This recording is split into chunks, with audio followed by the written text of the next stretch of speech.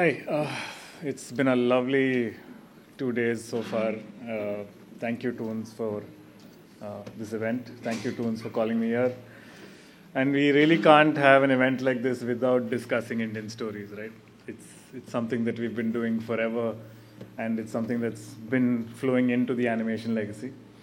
So, without further ado, I'm going to talk about my journey through these stories and why we do what we do. My apologies to the guests from outside the country because a lot of referencing will happen of the stories that we've all kind of grown up with. I'll try and hopefully inspire curiosity. So, yeah, welcome to the land of Bharat, or what we now call the Indian subcontinent. These stories are not specific to this country. These stories have spread across all the way from Afghanistan down to Indonesia.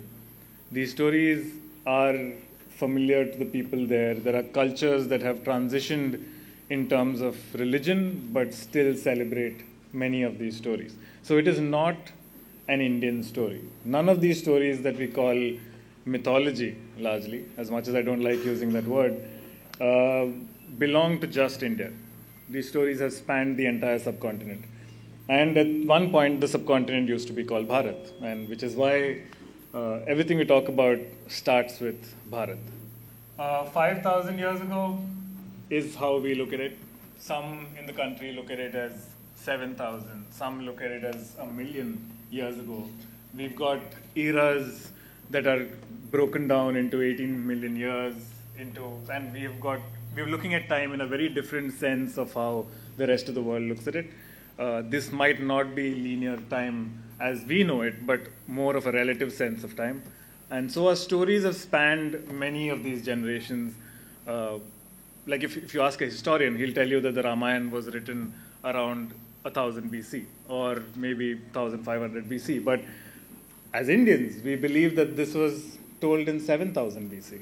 As far as historians are concerned, we did not have a civilization 7,000 years ago or 9,000 years ago at this point. But every Indian believes this. And are they wrong?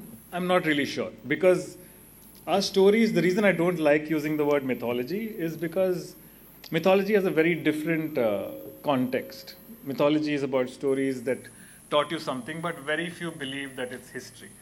In our country, there is an argument whether it's history, whether it's not history. And the way I see it, it's subjective reality. It's personal. It's something that drives every person. If you look at the mythologies across the world, you have Pluto, and you have Zeus, and you have Hades, and you have Thor, and you have Amaterasu, and you have Horus, and all these different mythologies. But none of those are still thriving in the culture. Whereas if you look at the stories in this country, we have people who still look at these characters, these people as gods, who still pray to them. There are people living their lives based on what Shiva did, or what Krishna did, or what Rama did. And so this becomes a very subjective reality to them. You shake the foundation of something like this, and you say that this is not real, and it shakes the foundation of their entire lives, which I think is highly disrespectful at this point. So this is as far as I see it, this is purely something that provides wisdom and provides philosophy in various forms. Moving on. What are these stories, right? When I say Indian stories, it's largely these subjects. It's the Vedas, Upanishads, Puranas, and Itihasa. Itihasa is the most famous, of course. The Ramayana and Mahabharata fall under the Itihasas, what we normally call the epics. What we saw this morning. Like I couldn't have asked for a better lead-in to my session than having the Ramayana being told in the Tolpavakut. So, and the Itihasa is what's defined a lot of the storytelling. We believe that the Vedas are more about rituals, but the Vedas and the Upanishads also have stories. There are characters that suddenly pop up in the Puranas, and then suddenly there's a line or two about them in the Vedas and the Upanishads. I would also like to stress here, this is not religious. These are stories that have formed a cultural history in this country, and there is absolutely nothing religious about a lot of this. It's just stories that have taught the people how to live. Yeah, just the idea of Hinduism as a religion is probably about 1,000 years old, not more, less than, some maybe even, if I'm not wrong, 200 years old, because it was a need for a demarcation of who were these people. Whereas this was never seen as a religion of one kind. Today, all of these are holy books, which makes absolutely no sense if you see why they were written. The Vedas roughly were ritualistic, Upanishads is philosophy, Puranas were stories to show you a certain direction. Now, Itihasa is the interesting part, right? We look at them as epics, we look at them as fantasy, we look at them as tales that create a sense of awe, fantasy, but the people who wrote them as Itihasa. And as Indians, we know what that word means. We know that word relates to history for us. For them, it was, this is what happened. So they wrote it. Now, whether it was fantasy, whether there was someone drunk, doped up, no idea. But when they wrote it as something that actually happened, which is why the country looks at it the way it does. Of course, any kind of text, any kind of stories like this always inspire art. And something that we do in animation today, mythology is famous in animation, is not a new concept. Our stories have inspired art from centuries. As you can see in the sculptures, there's Krishna fighting a demon, Kesha, there is Durga on that side, there is Ganesh. These are all characters from our stories. These characters have constantly inspired us. Cave paintings. Initially there was a lot of sculpture work, paintings came in, artwork came in. 2,000 years of legacy of artwork purely based on these stories. It's something that we'll probably never be able to ignore in this country for a very long time to come, which we shouldn't also. Cave paintings from Ajanta, miniature paintings. Miniature paintings, also there's Patachitra, there's miniature paintings from the north, Rajasthan, Delhi, all the different sultanates. The most interesting part of the journey that our country's been through is the fact that no matter who's come and colonialized, or whether it's an Indian ruler, whether it's a Muslim invader who became an Indian ruler, whether it's the British colonialists who became Indian rulers, they still encouraged the thriving of the stories. Nothing was ever killed. It's fascinating that among the very few places in the world, India's probably one of the only places, I might be wrong, that still maintains a culture that's 2,000 years old, irrespective of the fact that we've had colonialization. Miniature paintings, Patachitra. Now, there's an interesting thing, right? If you notice these, the styles are constantly changing. The look is constantly changing. People are expressing these stories from the perspective of their time of day, from the perspective of their current context, current political context, current scenarios of family, relationships, how the laws are. It starts showing in these. We had no idea what the color of these characters were. Then we started seeing different colors on characters. Then we start seeing blue in a lot of characters. Some of them are yellow, some of them are blue, not all of them are the same color. Krishna, of course, is a very famous character in most of these stories because who wouldn't like that life, right? South Indians, of course, beg to differ. Tanjore painting said, no blue, we like our gods regular skin color. But they started adding a lot of ornamentation, they started adding a lot of gold, show the richness of these characters, show that they were all royal, godly. You can see that as we go earlier, it's not as much jewelry as you would see as it goes later. Of course, even the clothing changes. There's more clothing as time passes forward.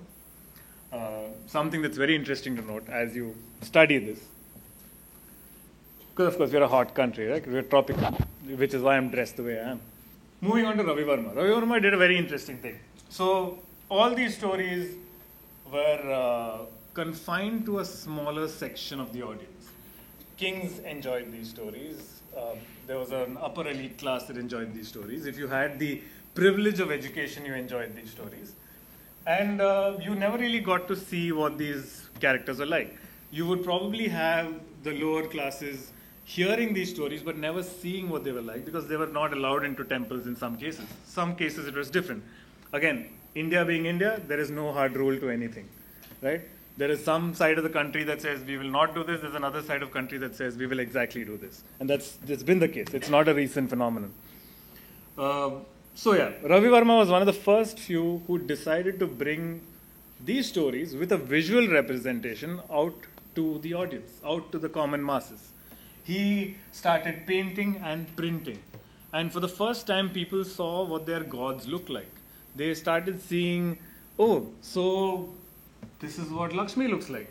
Wait, Krishna's not blue. He's possibly also, fair-skinned and chubby. So there's Saraswati. And this was Ravi Verma trying to portray the stories through his reality. The people that he was around, the people that, lived with him, the people that he saw on a daily basis. And he started saying, maybe my gods did too. They'd probably look the same. And he started expressing his ideas through these stories. If you look at that, the one in the center, that's Shantanu with Matsyagandha asking whether she will marry him. And he also started portraying the stories, not just a god standing in a pose and saying, okay, I bless all of you, but a part of the story. He is talking about what happened in that scenario and what would that emotion have been like. Fascinating. So he kind of started a trend, and we started seeing these stories as a common mass. But this also came with its own danger, which we'll talk about. Moving on to calendar art. So Ravi Verma inspired a lot of calendar art. This is what I think 95% of this audience has surely seen at home at one point or the other. Either your home or your friend's home or somewhere. You've seen this. And this is inspired from Ravi Verma creating art form. So now everyone wanted to create art form. Everyone wanted to create what would my god look like. I've been praying to this god for centuries. My forefathers have been praying to these gods. But what do they look like? I was never really sure. I've probably seen a small black little statue in the temple. But I've never seen it in full color. And now I want to. So you have artwork like this moving along. Ram went great, in a real blue direction. He's gone purple at this point. And this started becoming common opinion. There is no, so here's an interesting point. There is absolutely no text that calls Ram blue. There is very vague text that calls Krishna blue. But this became a sense of what the people wanted to portray, also because our sensibilities were changing, which we'll get to in a while. Because as an audience, we started celebrating dark skin, Krishna, Draupadi, all the characters, Ram, and slowly over time, various reasons people would debate about it, we started celebrating fair skin. And dark started becoming a problem to the audience. I don't want to be dark anymore. And which is why the gods who were dark started moving into a more blue, purple, and all kinds of colors. It's also something I noticed is a very interesting art theory, as that if I want to paint a character dark, black, I started painting a couple of years ago. If I had to paint Kali really dark or really black, I usually used blue. I didn't use black, because blue gives you that shade. Now, if you look at a lot of us who are here, most of us are dark. Something I noticed yesterday, if you have a performance like that, please do go notice it again. The darker your skin is, it reflects blue. From the sky, from all of this. The reflective color is always blue. And this is a good reason to segue into blue, so that you don't have to talk about dark anymore. Right? So calendar art came in. Like I said, we had different styles, and then we had Ravi Verma and we had calendar art. And then this kind of made situation a little more worse than it should have. We've all seen this, right? Extremely popular Ramayana show. Now, Ramayana is the epic that our country loves. It's an epic that defines daily life. It's an epic that defines, and when I say defines, I'm not saying the book talks about it. I'm saying how we look at it from a daily life perspective, from It's something that tells us how to live, it tells us how to govern, it tells us how to respect, it tells us how to sacrifice, it tells us how to love. Like, it's something that this country has gone nuts about. It's so far ahead that it's become a huge political issue at this point, where people are discussing the credibility and the reality of this and therefore killing each other. So you cannot ignore this in this country. No matter what religion you come from, this is a subject that you cannot ignore. And of course, popularized hugely by Ramanand Sagar. I loved this show. As a child, I was like, wow, I want to know more about these stories. It's what probably took me along this path. Like Amar Chitrakatha and this took me along this path to find out I need to know a lot more about, the land that I come from. And so this happened. Things are still not so bad though. You had Ravi Verma, you had calendar art, you had Ramayana.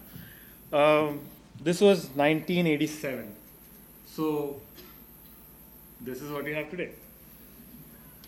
And the biggest contrast, biggest problem I see in this is that it hasn't changed. It stayed there. So once people got to know that this is what our gods look like, they were like, I'm sure this is what our gods look like. You cannot have it any other way.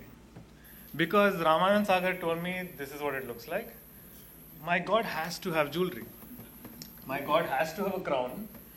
My God has to have look completely decked up, immensely decked up, like our weddings, of course. So this just stopped changing. Everyone started looking like great looking, fancy. Every episode of the Ramayana looks like a wedding. So this stuck, which is where the problem started.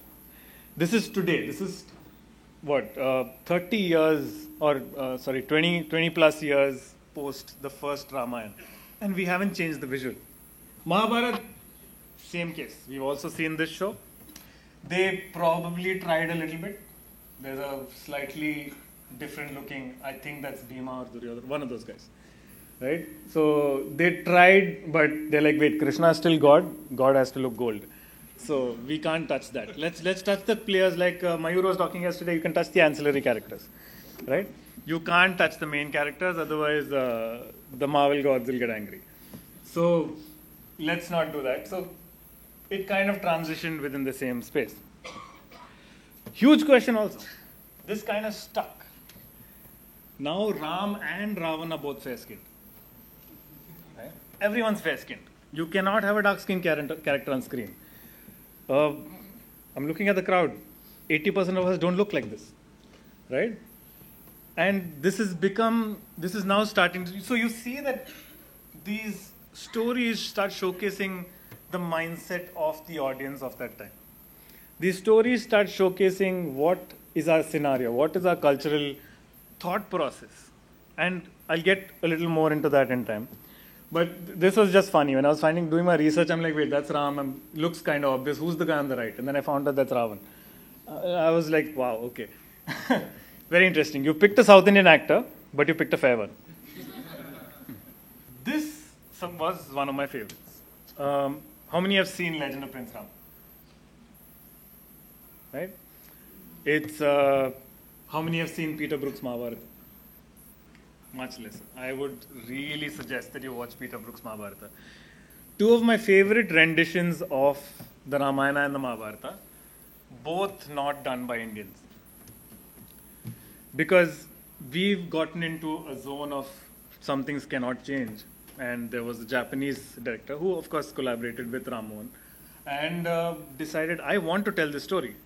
And when they brought it to India, they said, no, you cannot tell a story on Ramayana, especially Japanese cannot. And the director's like, I'm going to tell the story anyway. And they made it. And the irony of it is we watch it every Diwali now. Right? Every single Diwali, everyone's watching the show because it's beautiful. Peter Brook's Mahabharata, again, it's a stage play that became so popular that they then televised it and made it a whole series. And it's one of the best renditions of the Mahabharata that I've seen. And at that time of day, they were still racially diverse. They did not care about keeping it fair, and this is the West many years ago. It's Amazing. I loved the kind of clothing, the designs, the whole context of it. These guys. Our biggest problem today.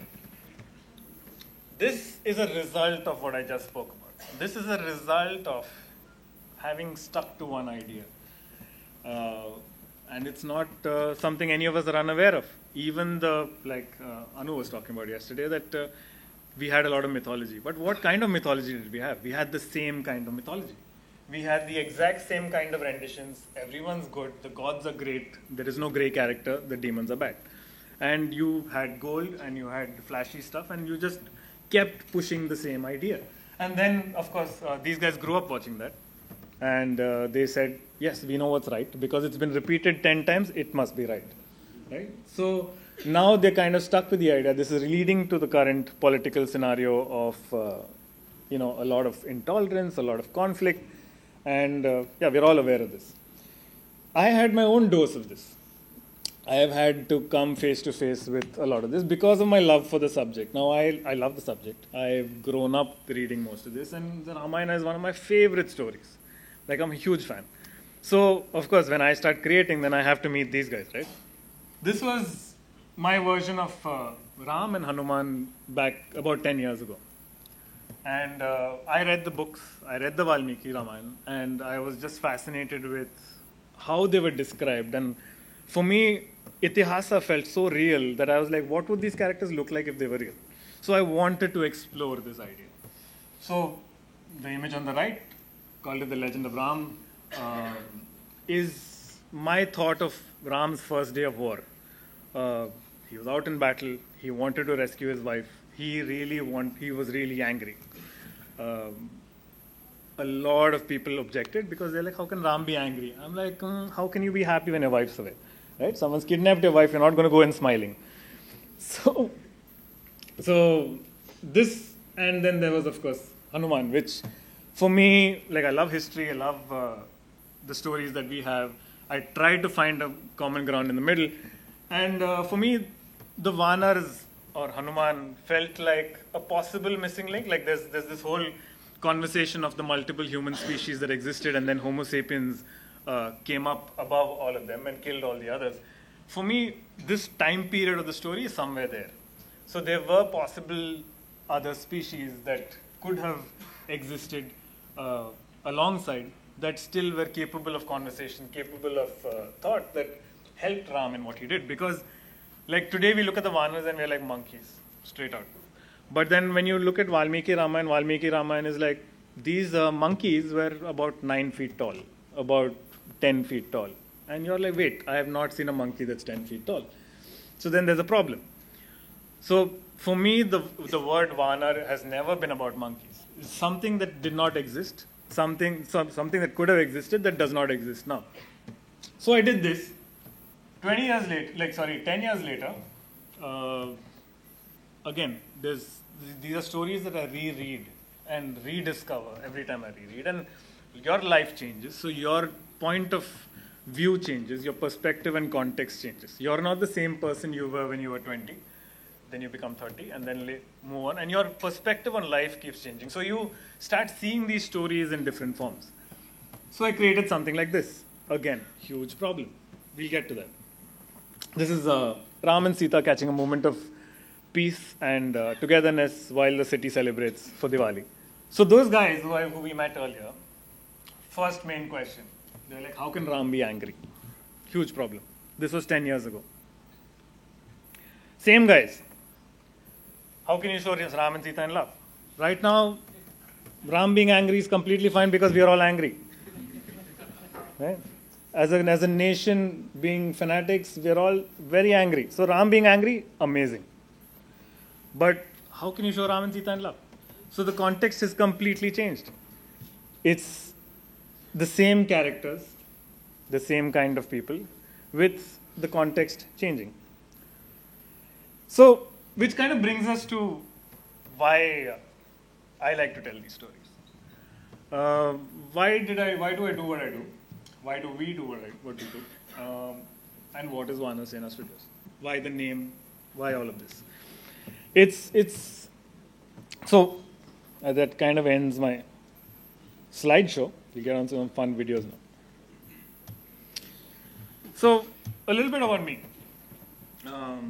I've been doing this for about 20 years. Internet has been my greatest teacher. So I wouldn't say I'm self-taught. I'm internet-taught. Figured out how to use 3D, figured out how to use animation, and I managed to get some odd jobs.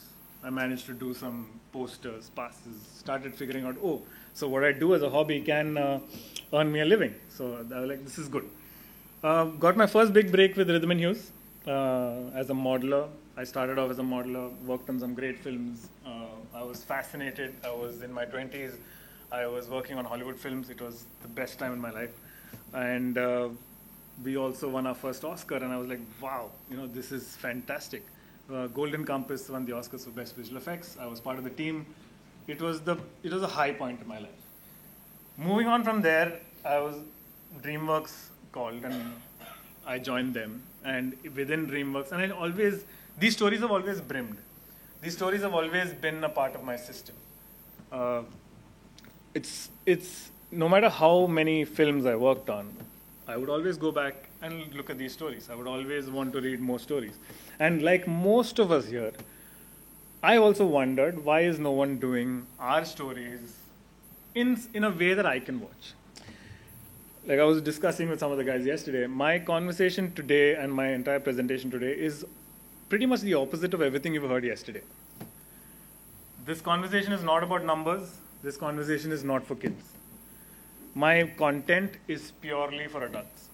My content that we created is purely for a 16+ audience, and there is no business model to this. It is purely me putting whatever I have out there, right?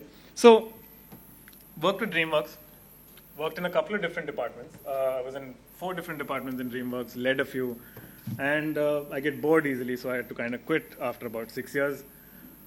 Worked with Assemblage in Bombay. So in DreamWorks, I did Madagascar 3, I did Penguins of Madagascar. I worked with Assemblage in Bombay.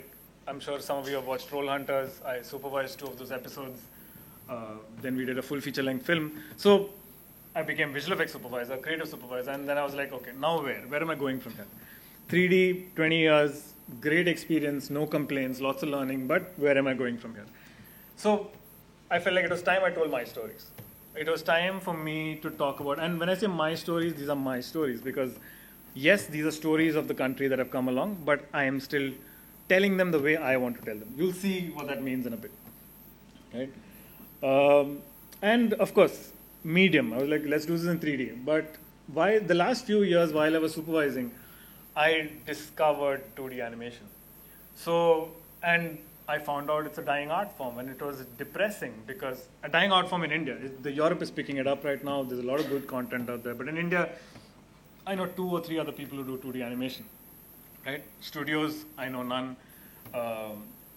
And this was depressing because 2D is a beautiful art form, traditional hand-drawn 2D. And it is just something that, gives you the feeling of an artist throughout the process. Every single line that you draw means something. There is no line that just falls in place. Everything means something frame by frame. And it was fascinating for me that I had not discovered this for, I've seen Lion King, I'd seen Beauty and the Beast, but I'd never tried this process out for myself in 20 years. So I started practicing a bit, and when I set up Vanar Sena, I was very sure I'm going to do 2 things. Everyone's moving forward. Everyone's trying to understand how to progress. I'm going to go a couple of steps back. I'm going to try and bring back the stories, and I'm going to try and do it in a medium that's also dying. I'm going to try and see if I can sustain myself and the medium at the same time, doing what I'm doing. Completely uncharted territory. So I was like, yeah, this sounds like a challenge, sounds like fun, looks like I won't be bored for a while. Good idea, right? So moving on from that, I had to figure out a name. What am I doing? Why Vanar Sena? For me, the idea of Vanars is a collaboration. The idea of Vanars is of different kinds of, like it's called the Vanar Sena, but it's not just Vanars. There were bears, there were deers, there were eagles, there were all sorts of things in that Sena. For you guys, Sena means army. So this is an army of Vanars that the studio's name means, right? And for me, it was fascinating to see that everyone moved to one single goal because they believed in a mission. It was, if you read the Valmiki Ramayana, Ram did not ask the Sena to come fight with him. He was like, please find Sita. Once you do, I'm good. I'll go get her. The Sena, the Vanar Sena formed because they wanted to help Ram.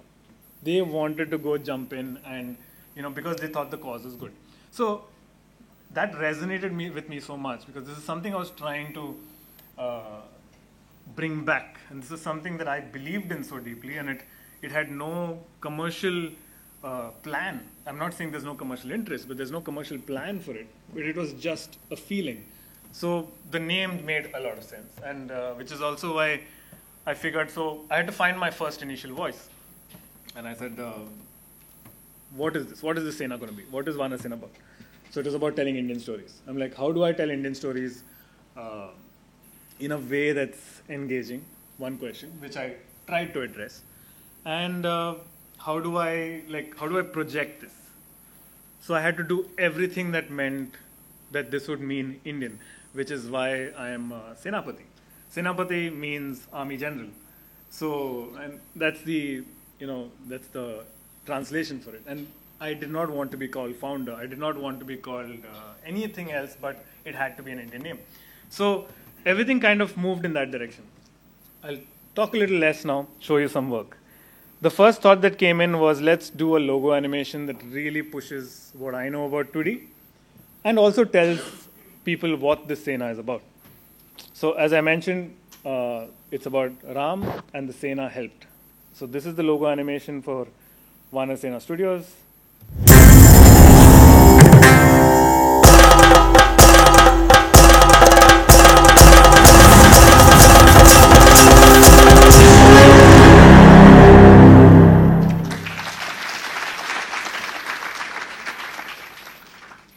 And of course, we're in Kerala, so the instrument is very familiar.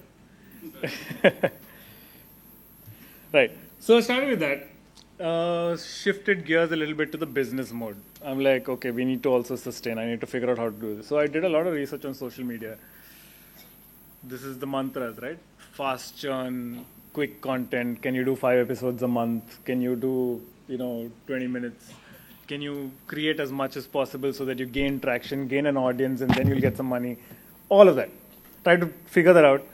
I was like, great, I'm going to try and do this. So my first video was an attempt to see how quickly I could do something in a simple form yet tell a story, but with 2D animation. What was the first video? Well, the first video is about, someone asked me a very weird question. Like, this is something surprising that it usually, when it comes from an Indian. When they ask me, what does the Vanar Sena mean? Because for me, I've taken it for granted. I think everyone knows. And I was wrong. So there were actually people in cities who asked me, oh, what does that name mean? I was like, great, this is going to be my first video. Right? So here's the Vanar Sena video. And like I said, this was something that completely started a passion. So please excuse the sound. This was recorded by me, mixed by me. Everything's done by me. So I'm not the best at mixing. So, or voiceover for that matter.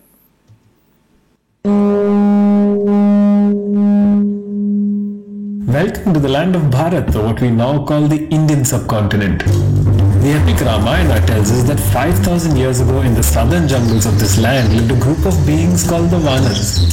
Some believed these beings to be monkeys, others thought they were forest tribals, while some still fantasize about them being a possible missing link in human evolution.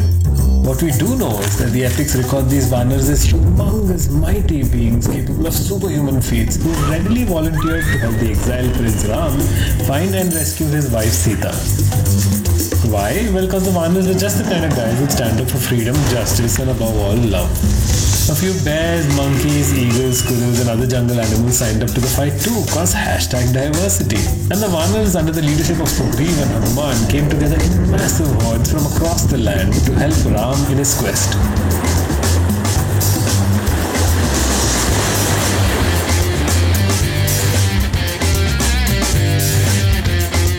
this vast, diverse army or Sena is known as the Vanar Sena.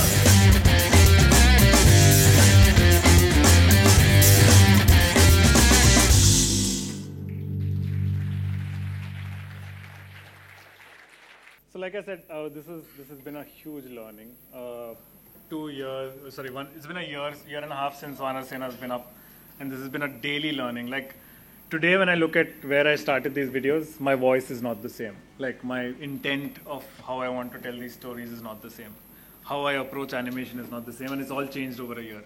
So this was my introduction. This was the first film I put out. I wanted to see what the audience felt about this. Everyone I spoke to, channels, everyone was like, mythology is not going to work. Everyone who I spoke to said, oh, kids beyond 9 years old do not watch this content or watch cartoons. This was an experiment in understanding whether I could, what is the kind of audience that I could meet. I wanted to hit a target audience of 16 plus. Young minds, impressionable minds who I could teach, who I could share with, who I could tell, what these stories are about, so that we see lesser of those guys we met earlier, right? And we see lesser people believing that there is only one right way to do things. And I wanted to meet those people. And when I put this video out, surprisingly, my entire audience was an adult audience. It was only 16 plus on YouTube. There were no kids watching this. And I was like, yes, okay, this is definitely going in the right direction. Which is why even the language is something that, tries to connect to that kind of an audience. We also did this in Hindi. I don't have it here, but you can always watch this online. And I wouldn't, thankfully Mayur is not here, otherwise you would hate it. Yeah, so I did another video, but I'm going to show that one at the end because that's one of my favorite videos so far. I'm still quite happy with what went out of it. Not the animation quality, it's not great, but what went out of it. Right? But so before that, I'll talk about the my segue into a slight business experiment. So fast churn, let's do something quick. That first video took me about 10 days of work. I'm like, 10 days of work is not good. I'll only do 3 videos and I'll die doing it.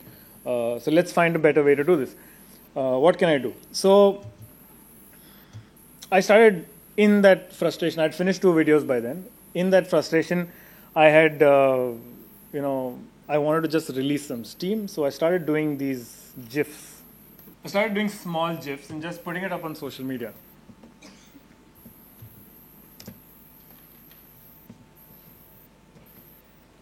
This was just me experimenting, exploring, and just putting out an idea. I did one that really caught on a lot of traction, at least from an individual perspective.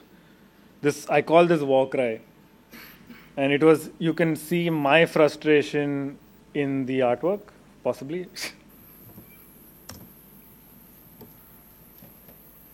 So it's just a looping GIF, okay? And this, a lot of people started liking, and I'm like, oh, and these didn't take that much time to make. I made one more. This is another looping GIF. I call this Vanar Smash. So people started liking the idea of seeing small little snippets of their stories with character design, doing something fun. And this gave me the idea for Mythokatha. Now, Mythokatha is a series that I pushed on for about 2 months. I didn't do too many of it. This was my attempt at seeing if I could do fast churn. I would put out one Mythokatha every 2 days, so Monday, Wednesday, and Friday, and I did it as a system. Most of you who've had my number here have been spammed by me. I started sending out on WhatsApp, have been sending out to people. So, and it did do well. Like I was not doing any promotions or anything online, and my Instagram audience went from 2,000 to 12,000 in a month. And people were starting to like this fast content. Where is this? Sorry. I started compiling these videos for YouTube, so I'll show you maybe 2 of those videos as I have 10 minutes left. This is the first one.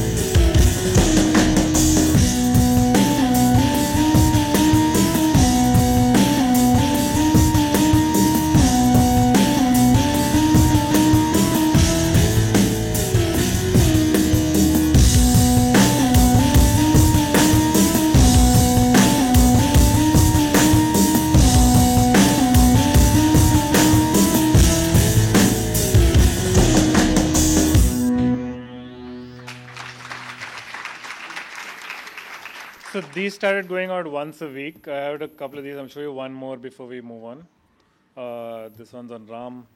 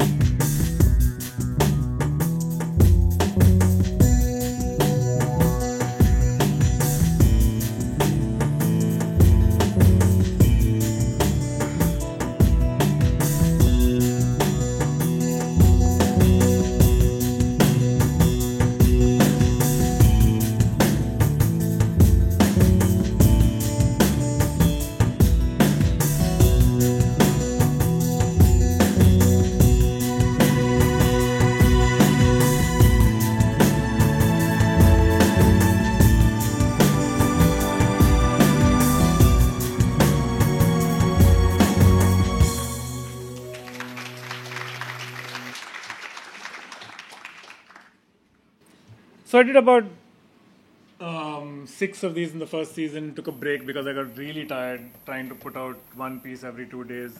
And then I did a second season of this for another 3 characters, Garuda, Skanda and Ravan.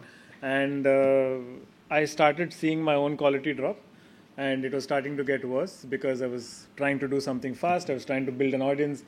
And unfortunately, I felt like I was selling out.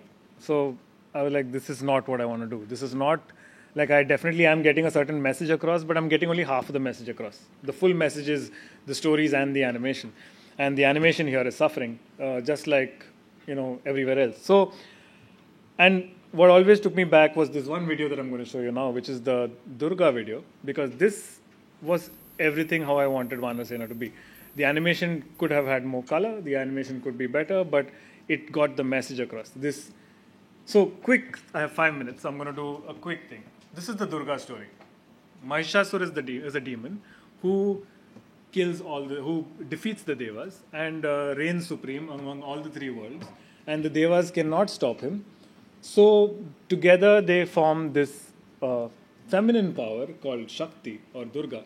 And she rescues them by killing Mahishasura. Now this is the short form of that massive story which is in the Durga Puran, right? Devi Puran. For me, this didn't make sense. And this was a great setting for me to tell my story. This is why I call them my stories. It didn't make sense because, firstly, our stories are largely patriarchal.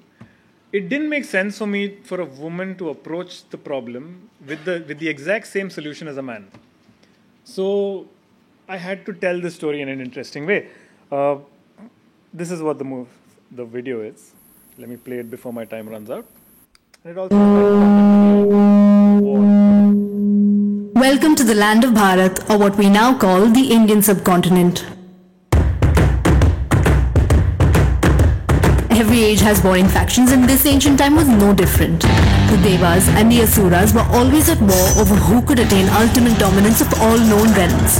One such Asur was the mighty Mahishasura, quite literally a bull of a man who turned out to be a little too masculine for the Devas to handle. Their male egos crushed, the Devas were advised to rely on their combined feminine energies to rescue them. Through their efforts, they brought forth a force of strength and valor more powerful than anything any man had ever seen. A primordial force of nature, brandishing the most deadly weapons and riding a menacing tiger, she made her way towards... Or maybe not all of those weapons and unnecessary aggression stuff. That just feels like the male version of the story.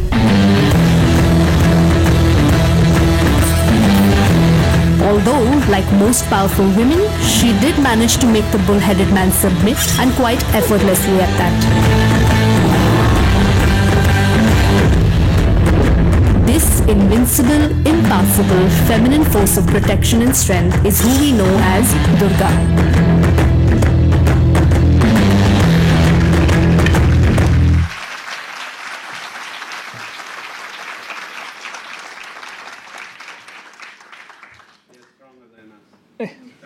Exactly. It's just how you approach it, right? So this video was received quite well. I ran it through a lot of friends of mine who were women to see if I was getting the message right. Many of them loved it. I did not show it to a single man during the making of it. because of course men always have an opinion. So, and this is what I wanted to do. So when I did Mitokatha, I did a few of those. It became, lazy. The quality started dripping. I kept going back to this thing. This is what I want to do. So today where I stand, like I said, I'm still finding my voice, and probably a year from now I'll have a different take on this. But today where I stand, I'm pretty sure I want to do these stories the way I want to do them, with a quality, keeping the entire construct of social media, numbers, and the audience aside. I'm going to finish it, I'm going to put it up and see where it goes. If it goes somewhere, great. If it doesn't, I'll still keep doing it as long as I can do it. So this is where we are today, and today right now I'm working on my next film, which is Krishna, which talks about a whole different social angle and a lifestyle. I have just a turntable for this, which I released last week, and this one I want to do it in full color. This is what the turntable looks like. Oh, sorry. Let me just...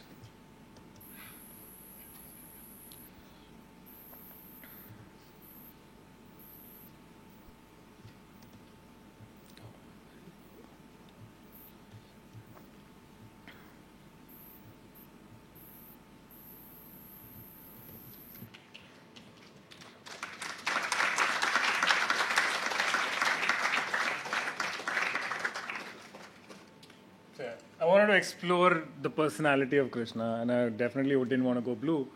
So, yeah, that's what he looks like. So this is just out. Hopefully, I don't know when, but hopefully in a month, the video will be out. It's a 2-minute video. I finished recording it, and we'll see where things go from there. That's pretty much my time, I think, at this point. Thank you all so much. Thank you so much, sir, for that absolutely fantastic presentation. And I love what you did with Durga or Mahishasura Mardini, and such a beautiful take on the original story as we know it. And I think that is the beauty of ancient Indian stories. It gives you that freedom to probably interpret and showcase it in the way that you want. And you were talking about how, our content so far has always been just about good and bad and very little of gray. But I personally believe that there's a lot of gray in a lot of characters. It's just that we don't get to show it. There's this perspective that there has to be only good and bad and not the grays. We are all gray, so yes. How can they be good and bad? Absolutely, yes. So we'll now move on to question and answer session. Hi, my name is Saubhagya Verma. First of all, I'd like to tell you that I love those videos. I subscribed to your channel on YouTube. I saw all of those, and the Durga video was my favorite. Thank you. So that's just wonderful. I'd like to ask you something. My question was initially based on kids. How would you show Indian mythological characters as superheroes to kids? But since you said your audience is not kids, I would say portraying Indian mythological characters as superheroes for Indians to admire, like we admire Marvel characters or DC characters. Have you ever thought of that? I don't find it necessary, because they're already crazy powerful. Like, there's this guy who's jumped from Lanka to the Himalayas and back overnight. And you don't need the concept of a superhero at that point. I just have to tell you the story as it is. I don't have to create it. It's already there. Like, it's already so much of fantasy and so much of awe-inspiring content within those stories that I really don't have to. I have to only shift it to context. I have to, like the Durga story, I really didn't have to make anything up. She was badass. YouTube didn't allow me to promote that content because it had blood in it. So, it's already there. I didn't have to create it. I just had to shift that context. So in terms of superheroes, yes, I'm just putting those characters out and saying, by the way, these guys already existed, and people are like, oh wait, that's like a superhero. You're already interested. Thank you for your show. Thank you. Before some years, I was thinking the Gummy Bear movie should be 2D. Oh wow, okay. Because the kids are fed, not fed up, but fed by the media with reading, and the media starts to educate kids primitive tablets. That's why we make money with Gummy Bears. Right. But I think there's tons of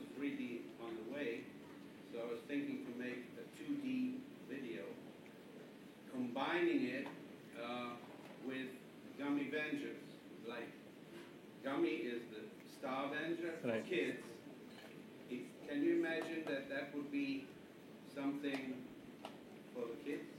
I think it could be. I think every idea is just about how you treat it, and it can be a successful idea. So it will be an experiment to see how we can make that idea successful by treating it the way we really believe it should be treated. So it can be successful for sure. With the modern way of effects, like you showed us, and you went through all that experience in Hollywood, wherever, to use these effects but on 2D, straight 2D. That could be with the popularity of Gummy Bear. We have to work with this eventually. We have to work Yeah, with yeah. kids And want to be heroes, the girls want to be superstars. We have to work this recipe, Yeah. but in a cute, nice way. And 2D is making a comeback. Like, I think 2D definitely abroad is making a comeback. Most Netflix animated shows are all 2D. Yeah. I had that idea a little bit before. Yeah. No problem. We're still in time. Yeah. Thank you for your presentation. Very good. Thank you. Thank you, Christian. Yes, Anish. I really liked your interpretation of all the characters. My question was related to the reactions that you mentioned, especially from the right wing. In that sense, so how do you feel that content creators who are reinterpreting our myths, how should they react to, or how should they be, like, how should they take that? Or because I know a lot of content creators who don't go all out because they fear the backlash. So I think there is a sense of responsibility that comes in with touching these stories.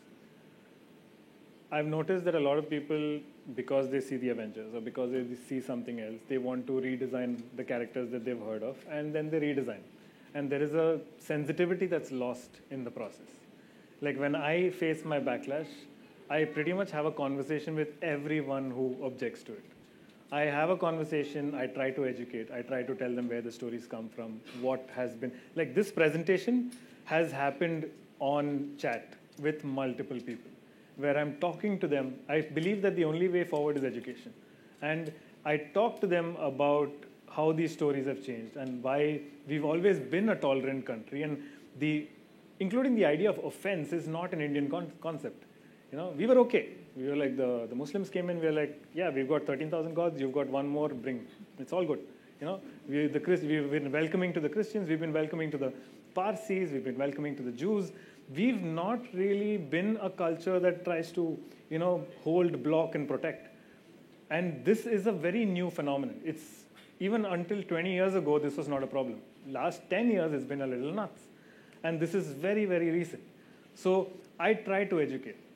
I try to talk to the audience. Like, everyone who messages, when I'm on Instagram, I got reported to be banned by a couple of right-wing groups that said this is not the content that we should be watching and please ban them. And when they put up the post, I got another 150 followers from them. So, there will always be these people. And then there were many people who came from those pages, spoke to me. They're like, why are you doing this? Why are you insulting our religion? And then I go through this presentation with them. I talk to them about what our legacy is and what the culture is and where things have come from. And I educate. So I think this responsibility is missing among a lot of other creators who just, I want to make Krishna red. Is there a reason for this? Are you doing it for fun? Are you doing it because you really don't care about 1.2 billion people? That is unfair. But if you can find out, read, you have a reason to do this is my political context. Like, for example, the Ramayana, super famous, 300 plus versions. 300 plus. There's even a Muslim Ramayana, right? And it's from Kerala. So it's by Prandan Hasankutti. It's called the Mapla Ramayana. So there is the possibility of the story spreading and the possibility of the context changing is there. Have a good reason. I think you will be able to handle the right-wing side there. Yeah. Yes, Mayur. Sorry, Vivek, I was late for the talk, but I caught the whole thing on Instagram. Awesome. Even the part when you said Mayur will hate it. I loved your talk. I have been hanging out with you for 2 days, so I know I really adore your work. It's amazing. Thank you. It's brilliant. I had only 2 things to ask you. For a person like me who works in mainstream, especially religion, is a taboo. You cannot, I cannot get budgets, I cannot get approvals if I even want to comment one thing. Correct. You know, and what you talked about Vanar Sena was amazing because it has to be inclusive, it has to be diverse. There were all kinds of people in that, and that's how India should be, and that's how our art should be, and that's how we should go ahead. But that becomes a big problem for us when we are working in a mainstream because everybody wants to be safe with their dollars and their pounds and their rupees. So that's a big problem. So there has to be some kind of a bridge between these two thoughts. The other thing which I felt was that you primarily said that you have targeted 16-year-olds and above. When I started Story Circus and we did a little research, we figured out that the morality of a child is sorted between the ages of 3 and 10. So by the time the child is 9 years old, he already knows कि चोरी करना गलत है या चोरी करके पकड़े जाना गलत है. So these two are different things, and he has already decided. So I'm saying why, of course, 16-year-olds and the larger age group is of course important because they might be decision-making people.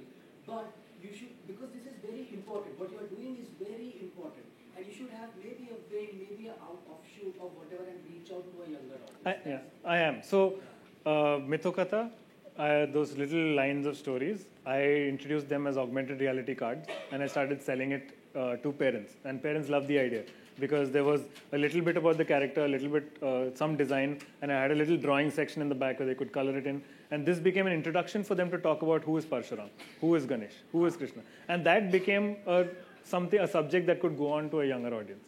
But for me, making these, the main intent has always been, I want to make animation that I want to watch, that I would love to watch. Like this is something I was discussing yesterday, that in India, 16 plus audience does not have animated content. There is nothing for you to watch. So it's a surprising hole in the market. There is, Crunchyroll is a huge platform in India.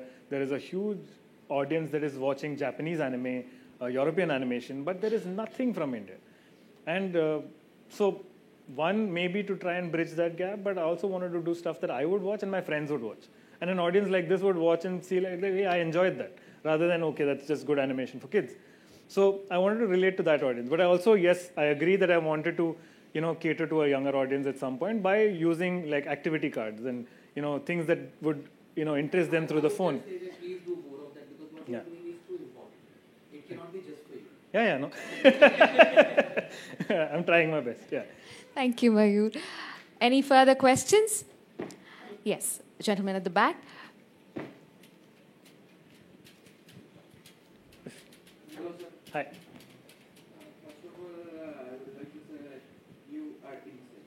So, I have a question about it, like, we have already seen these characters of golden crowns and everything, jewelry, like wedding dress-ups, and my question is like, what made you think the characters should look like this? Like, the designs you have made, like, it's like less clothes, dirty hairs, tied up, and beard all over.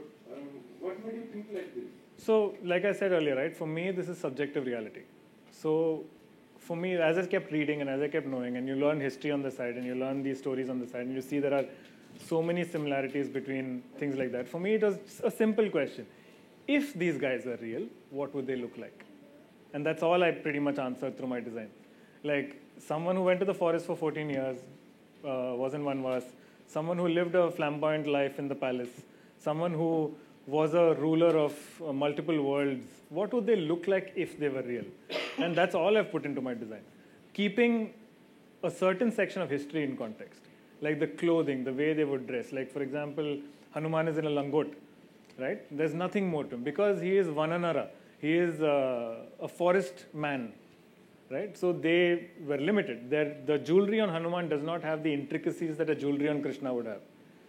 Because again, they're tribal, this is royalty. So I would try to imagine what would these people have been if they were real. That's all. That's pretty much all. The basis of the entire artwork is that. That's all the time we have for question answers, but I do have one from my side. Okay. So do you plan on making a long format of Mythokatha, especially with female-centric characters, because we have a lot of powerful characters in mythology? So in the short format Mythokatha, there is female-centric episode. It's on Durga and Kali. Durga, yes. Yeah. But long format is when I make money. Okay.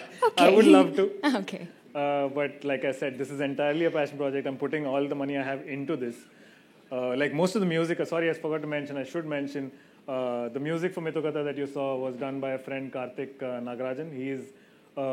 He's a marketing guy by day who does this as a hobby, and he loved the films and he started helping me with the music.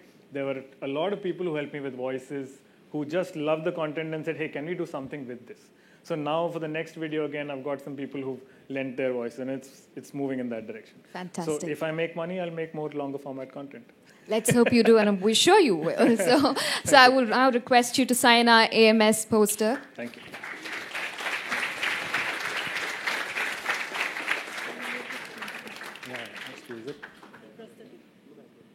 I request Ms. Camilla Mary, head of HR Toons Media Group, to come onto the dais to present a memento to our master. Thank you. Thank you.